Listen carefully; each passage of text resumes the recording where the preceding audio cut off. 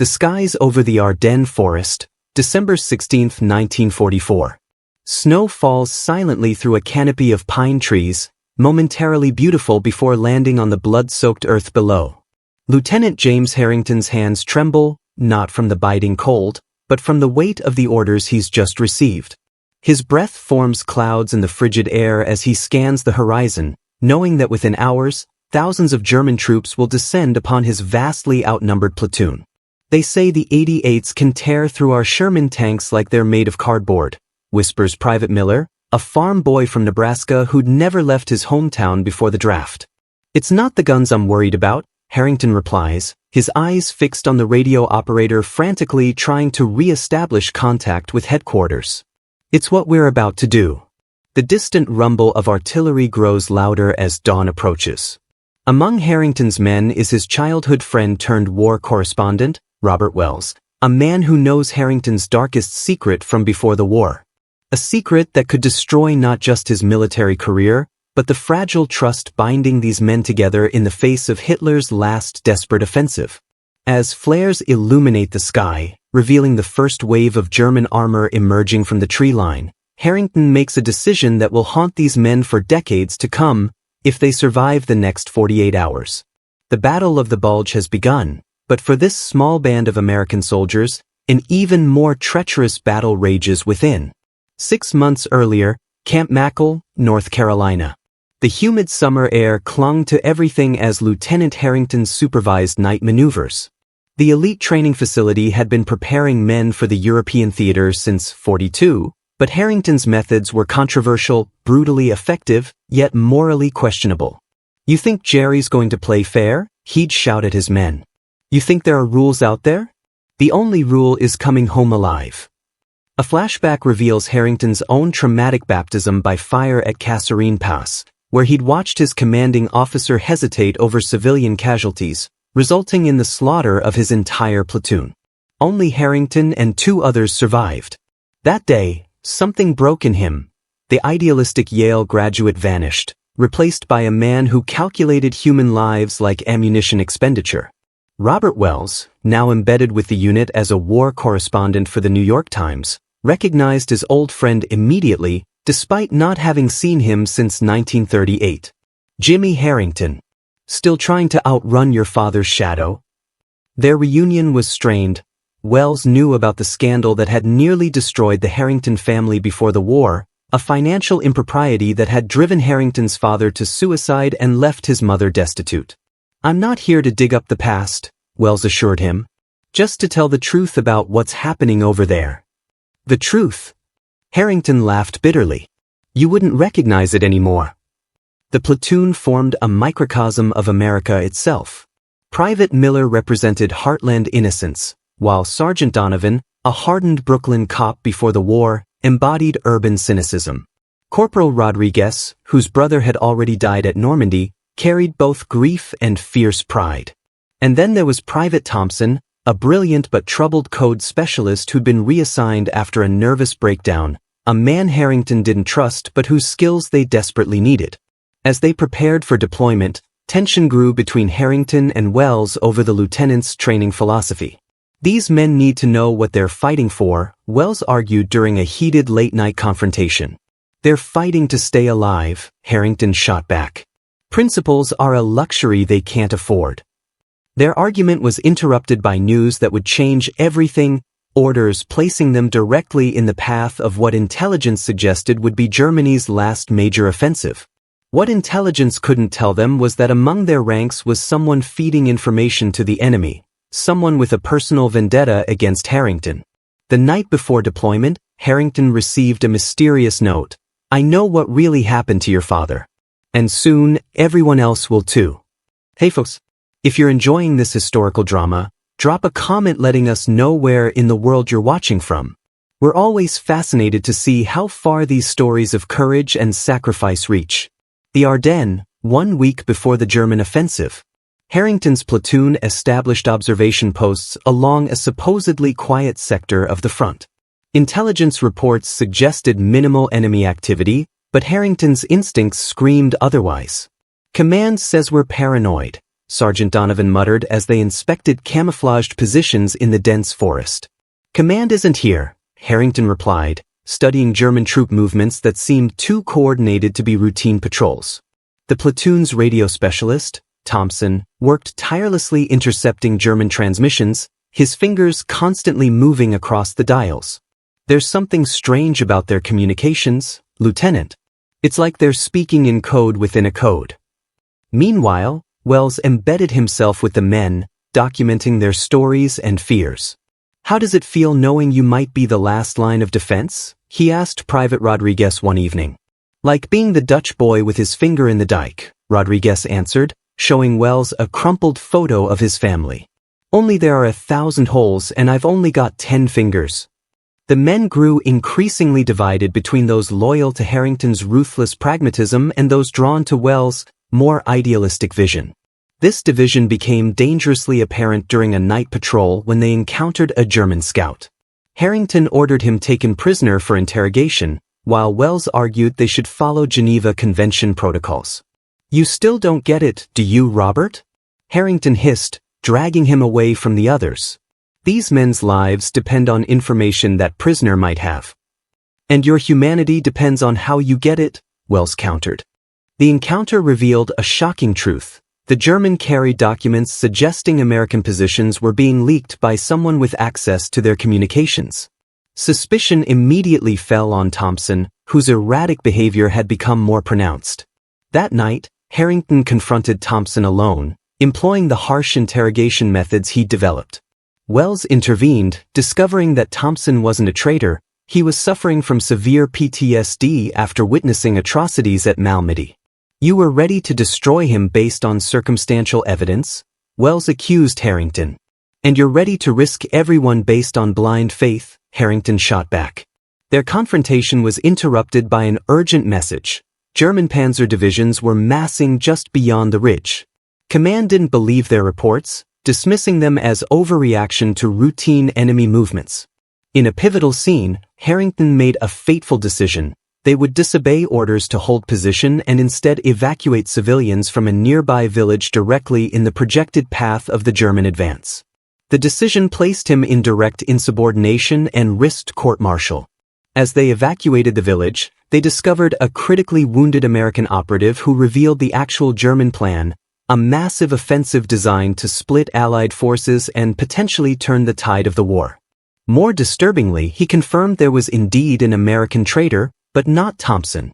"It's someone close to you, Lieutenant," the operative gasped before dying. "Someone who knows about Zurich." The mention of Zurich, where Harrington's father had hidden embezzled funds before his suicide, sent a chill through Harrington. Only Wells knew about Zurich. As they returned to their positions, the first German shells began to fall. "Hey everyone!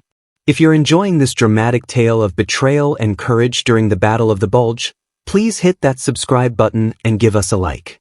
We're trying to reach 1,000 subscribers on our channel, and your support makes these historical narratives possible. Now, back to our story as the German offensive begins in earnest. Dawn, December 17, 1944. The full fury of the German offensive crashed against the American lines like a tidal wave. Panzer divisions supported by elite SS troops poured through the forest as artillery transformed the snow-covered landscape into a hellscape of mud, fire, and shattered trees. "They're everywhere," shouted Miller as the platoon's forward position collapsed under concentrated fire. The young farm boy had aged years and hours, his innocence buried somewhere beneath the churned earth. Harrington's men retreated to their fallback position, a small ridgeline overlooking a crucial crossroads. If the Germans secured it, they could pour reinforcements directly toward Bastogne. Radio contact with command had been lost entirely. They were on their own. "We hold until reinforcements arrive," Harrington ordered, knowing the brutal truth that no reinforcements were coming. Not soon enough, anyway. Wells, who had insisted on staying despite Harrington's attempts to evacuate him with the civilians, now moved among the men with a rifle instead of his camera. "Never thought I'd see the day," Harrington remarked darkly. "A journalist who prefers making history to reporting it." "Someone needs to tell their story," Wells replied, gesturing to the dwindling number of defenders. "Someone who was here." As German tanks approached the ridgeline, Harrington faced an impossible decision. Their only anti-tank weapons, 2 bazookas with limited ammunition, wouldn't stop the assault. But Rodriguez had rigged explosives throughout the crossroads below. "We can funnel them into the kill zone," Rodriguez explained, "but someone needs to stay behind to detonate manually. The wiring's too damaged for a remote trigger." The moral weight of the decision hung in the frozen air. Whoever stayed would face certain death.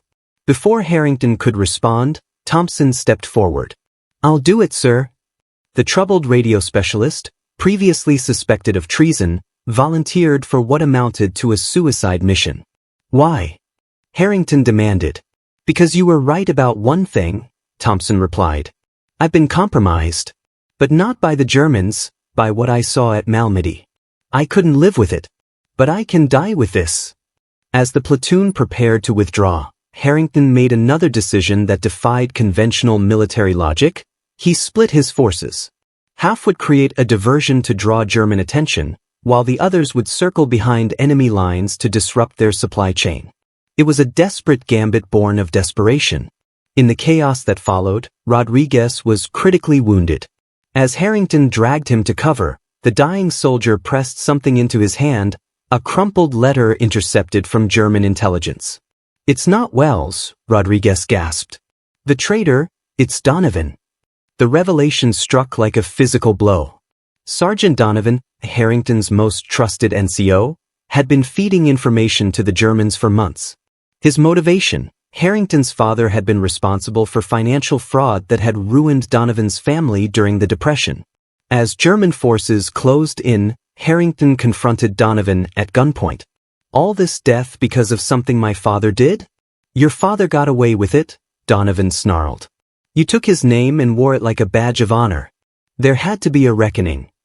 Wells intervened, preventing Harrington from executing Donovan on the spot. "This isn't who you are, Jimmy." "You don't know who I am anymore," Harrington replied coldly. Their standoff was interrupted by the earth-shaking explosion at the crossroads. Thompson had completed his mission, temporarily halting the German advance but at the cost of his own life. In that moment, with Germans closing in from 3 sides, Harrington made the most difficult decision of all. He ordered Wells to take the wounded and what remained of their documentation and find a way back to Allied lines. He, Donovan, and the remaining able-bodied men would stay to buy them time. "You were wrong about one thing, Robert," Harrington said as they parted. "There are rules in war. Just not the ones they teach you." As Wells reluctantly led the survivors away, the sound of renewed German artillery signaled the beginning of what appeared to be Harrington's final stand. Brussels, Belgium. January 25, 1945. Robert Wells sat in a military hospital, his arm in a sling, staring at the typewriter before him. The Battle of the Bulge had been turned back. Hitler's last gamble had failed.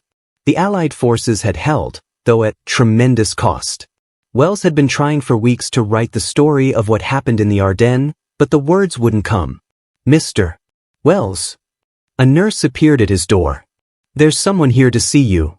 Wells looked up to see a ghost, Lieutenant James Harrington, haggard and gaunt, but unmistakably alive. "They told me you were dead," Wells whispered, rising from his chair. "I was," Harrington replied simply. "For about 3 minutes, according to the field medic." What followed was the extraordinary account of Harrington's survival. After Wells had departed with the wounded, Harrington's remaining force had created an elaborate deception, making the Germans believe they faced a much larger American unit. Using captured German uniforms, stripped from the dead, Harrington had infiltrated enemy communications, sowing confusion and redirecting artillery fire. Sergeant Donovan, the traitor, had been given a choice by Harrington: face court-martial or help them survive by using his knowledge of German operations. In a twist of fate, Donovan chose the latter, ultimately sacrificing himself to warn Harrington of an SS patrol. His last words were, "Tell Wells I was wrong about your father," Harrington explained. Military intelligence had uncovered the truth: Harrington's father hadn't committed fraud. He'd discovered it and threatened to expose it, leading to his murder disguised as suicide. The real perpetrators had been powerful men who later helped finance the Nazi war machine. He died trying to stop them, Harrington said quietly. And I spent my life ashamed of him. The revelation transformed Harrington's understanding of his past and his approach to leadership. During their desperate last stand, he had abandoned the cold calculus that had defined him since Kasserine Pass, instead finding strength in the human connections he'd previously dismissed as weakness. The narrative shifted to the aftermath for the survivors. Private Miller returned to Nebraska, forever changed but determined to live a life worthy of those who didn't come home. He became a teacher, dedicating himself to ensuring future generations understood both the heroism and the horror of war. For Wells, the experience fundamentally altered his approach to journalism.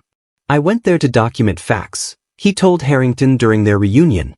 But facts alone don't tell the truth of what happened.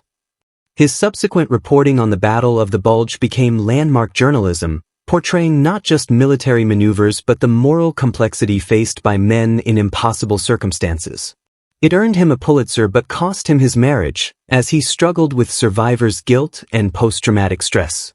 A poignant scene showed Wells visiting Thompson's family in Minnesota, delivering a letter the radio specialist had written the night before his sacrifice. "Your son saved hundreds, maybe thousands," Wells told Thompson's mother.